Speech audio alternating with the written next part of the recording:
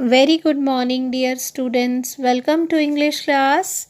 Yes, students, today we will start new chapter of grammar, nouns. You have already learnt in your earlier classes that a noun is the name of a person, place, animal, or thing. It means all naming words are nouns. So let's start. The names of any person, place, creatures, things, and emotions are called nouns. Here you can see in this picture person like Mahatma Gandhi, Mayank, place, school, and garden. Creatures means animals and birds like peacock and lion. Things, lock and cup. Emotions like childhood and bravery. It means naming words are called nouns. They are names of persons, places, animals, birds, or things. Is it clear? Naming words are called nouns. They are names of persons, places, animals, birds, or things. Is it clear? All naming words are nouns. Nouns are names of persons, animals, places, or things. There are four kinds of noun in your syllabus. First is you can see proper noun, common noun, collective noun, and abstract noun. In your book, there are four types of noun: common noun, proper noun, abstract noun, and collective noun. We can divide common noun into two parts: countable noun and uncountable noun. Here you can see in this picture, there are four types of noun, and common noun is also divided into two parts: countable and uncountable. Is it clear? So let us learn one by one. First of all, we will learn about proper noun. Yes, students, proper noun is the name of a particular person, place, thing, etc. A noun becomes proper noun when we call it by its name. A noun becomes proper noun when we call it by its name. It means a proper noun is the special name of a particular person or place. For example, Neha is a proper noun, for it is the name of one particular girl. In the same way, New Delhi is a proper noun because it is the name of a particular city. A proper noun always begins with a capital letter. Here you can see in this picture, the earth rotates on its axis. Here earth is a proper noun. The golden temple is in Amritsar. Here golden temple and Amritsar both are proper noun. The red fort is in Delhi. Red fort is proper noun and Delhi is a proper noun. Is it clear to all of you? You can read some examples also, like Ashoka was a great king. Here Ashoka is a proper noun. Is it clear? A proper noun always begins with a capital letter. Remember, a proper noun always begins with a capital letter. Now let us learn about common noun. Common nouns are names given in common to every person, place, or thing of the same class or kind. It means common nouns are names given in common to every person. Like the name boy can be given to any and every boy, like Ashok, Ram, John, etc. It does not point out any particular boy.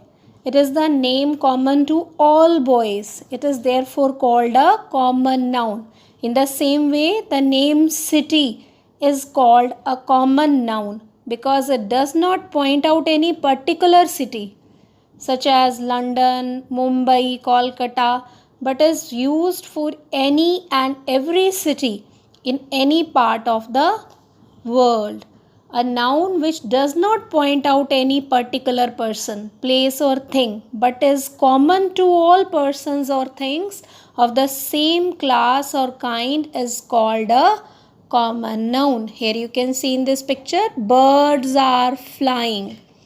Boys are going to school. Here boys, it belongs to common noun. A cat is chasing a rat. Cat and rat both are common nouns. Is it clear? Let us learn about countable and uncountable nouns. Yes, students, common nouns are divided into two parts, countable and uncountable nouns. Let us learn through this picture. How many girls are here? 3 girls, 3 rabbits, dash flowers, dash clowns, 2 clowns, 3 penguins, 4 apples. We can count girls, clowns, rabbits and penguins. We cannot count flowers and apples also. We can count flowers and apples also, like girl, clown, rabbit, penguin, flower and apple are countable nouns. Nouns which can be counted are called countable nouns or count numbers. Nouns which we can count, which can be counted, are called countable nouns. Now let us discuss about uncountable nouns. Here you can see in this picture, we cannot count sugar, milk or water. Here these are pictures of sugar, milk and water.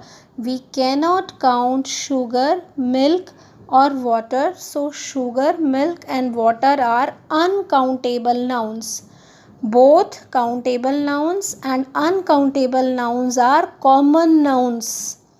Nouns which cannot be counted, जिनको हम नहीं गिन सकते, are called uncountable nouns or uncountable nouns. Here in this picture you can see noun countable and uncountable. There are some examples of countable nouns and some examples of uncountable nouns. Countable nouns like 1 man, 3 children, 1 class, 2 classes, 1 country, many countries, 1 team, 2 teams. And some examples of uncountable nouns like water, anger, silk, hunger, thirst, sugar, rice, iron. Is it clear? Now let us learn about collective noun. Here students, a collective noun is the name of group of persons, places, animals and things of the same kind. A collective noun is the name of group of persons, animals, places and things of the same kind. Here you can see in this picture, bunch of grapes are sour. Here bunch is a collective noun. Indian army fought bravely in Kargil. Army means soldiers. So many soldiers. Army is a collective noun. The bouquet is very beautiful. Bouquet means collection of flowers. So bouquet is a collective noun. Here you can see the crowd is making a mess. Crowd means lots of people. Okay, is it clear? Abstract noun.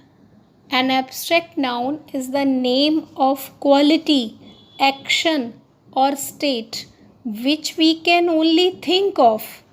It can only be felt and cannot be seen or touched. We cannot see or touch, but we can only feel. That noun is called an abstract noun. Here you can see soldiers are known for their bravery. Bravery.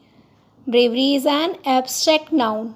Childhood is the best period of life. Bachpan. Childhood is an abstract noun. Honesty is the best policy. Honesty is an abstract noun. Is it clear? Remember, the words fear and bravery are abstract noun. Abstract nouns are names of things you cannot touch, taste, smell, or hear.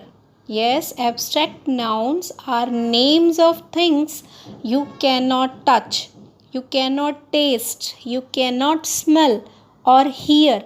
They are names of emotions like fear, happiness, anger, and qualities like bravery, heroism, pride. Is it clear?